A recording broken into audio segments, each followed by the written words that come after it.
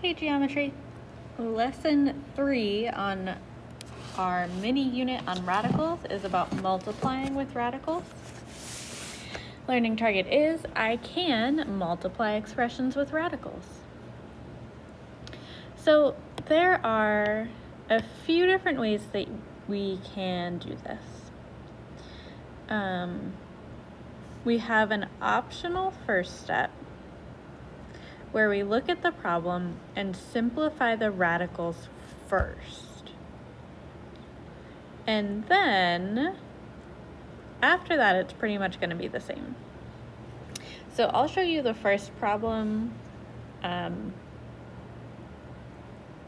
both ways, where we simplify the radicals first and where we don't simplify the radicals first. And you can decide from there which method you like better. So what we're going to do every time is multiply the coefficients first. So by that, I mean they're not technically coefficients, but we're going to multiply like the normal numbers first, and then we'll multiply our radicals after using the product property. So for this first one, I'm going to skip the optional step first. I have the 3 square root of 5 times 2 square root of 8. The first thing I'm going to do is multiply 3 times 2. That gives me 6. Now I'm going to multiply my radicals. The square root of 5 times the square root of 8. Well, using the product property, I'm allowed to write those underneath the same radical. So that ends up being 6 times the square root of 40. So I did the multiplication part, we used our product property, now we have to simplify the radical. When I'm simplifying the square root of 40, the largest perfect square that is a factor of 40, I think is 4. So it would be 4 times 10. So now I'm going to rewrite this as the square root of 4 times 10. Use my product property to write this as the square root of 4 times the square root of 10. The square root of 4 is just 2. So now this says 6 times 2 times the square root of 10. I can multiply 6 times 2. That's normal. That's 12 times the square root of 10. So this would be my first answer, 12 square root 10. So that was not simplifying my radicals first. So I'm going to flip to a blank page just so I have some extra space. I didn't have to simplify my radical at the end. Okay, next one. I'm going to simplify at the end this time. So I'm going to multiply my numbers. Negative 2 times 11 is negative 22. I'm going to multiply my radicals. So this would be the square root of 18 times 12. So negative 22 times the square root of 18 times 12 is 216. That's a really unfortunately large number. Okay, we think back to our list of perfect squares. I need to find the largest perfect square that I can divide 216 by. And I believe it is 36. 216 is 36 times 6. So when I'm simplifying my radical here, I'm going to rewrite the square root of 216 as the square root of 36 times 6. I'll break those down into their own separate radicals using the product property. Now I have negative 22 times 6 times the square root of 6. Negative 22 times 6 is negative 132 times the square root of 6.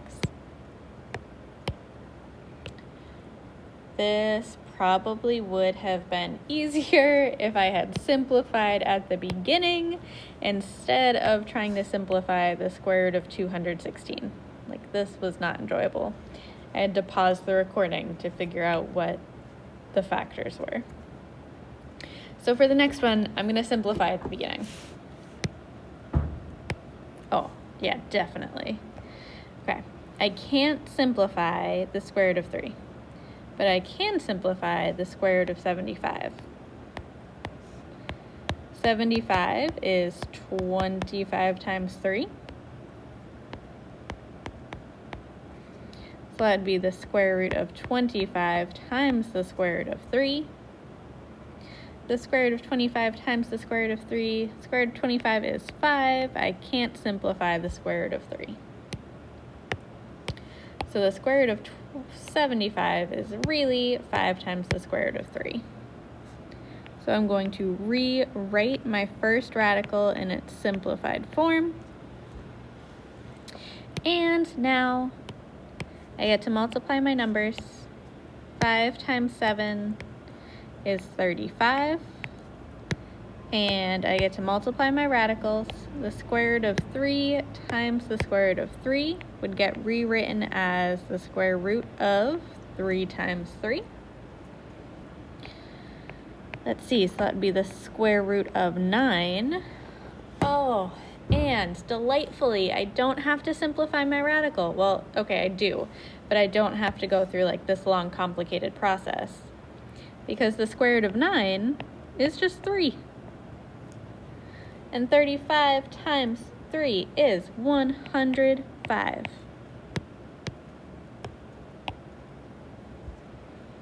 How delightful is that? So you may have noticed here that when I multiplied the square root of 3 times the square root of 3, that was really just 3. That's true all the time. So anytime you have, I'm going to write a little note at the top.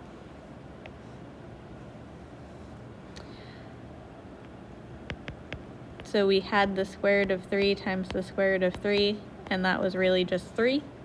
That's true all the time. Whenever I multiply a square root times itself, so our generic way to write this would be that the square root of x times the square root of x equals x. The square roots kind of cancel each other out because you're multiplying something by itself. So essentially what's happening is that you're squaring 3 and then taking the square root, which they're inverse operations. They undo each other. So whenever you have a square root times itself, it's really just equal to the radicand, or whatever is underneath your square root symbol.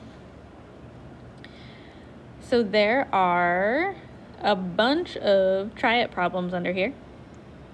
A bunch. There are 6 of them. In some of them, you have to distribute. So like in number 3, distributing is still normal here. You're just going to multiply everything outside the parentheses by the stuff inside the parentheses. Same for number 6. I'm going to have you pause the video, try the try it problems, and then come back and check your answers. Okay, answers are on the bottom. Your practice for today is posted on the lesson plan. It is, I think it's a maze. So you're going to start at the start box, work your way through the maze until you reach the end. Next week, we will be looking at dividing with radicals, and that's going to be our last lesson during Flex Block before you get to come back to real class. And I'm going to do the same problem, but this time I'm going to simplify the radicals. It would help if I wrote down the problem the right way. I'm going to simplify the radicals first. So the square root of 5 cannot be simplified. The only factors of 5 are 1 times 5. So I can't simplify anything there. But I can simplify the square root of 8. 8 is 4 times 2. So if I simplify the square root of 8, I would have the square root of 4 times 2. I use my product property. That's the square root of 4 times the square root of 2. So this would be 2 times the square root of 2. So what I'm going to do, I simplified this. I started here, I got to here. Usually we would write this without the multiplication sign in the middle, and you would just see it as 2 square root 2. So what I'm going to do is substitute this 2 times the square root of 2 where the square root of 8 is, because I simplified that already. So this would be 3 times the square root of 5 times, well, I've got a 2 here, and then I'm changing the square root of 8 and I'm writing it as 2 times the square root of 2. So now I just get to multiply my numbers. 2 times 2 is 4.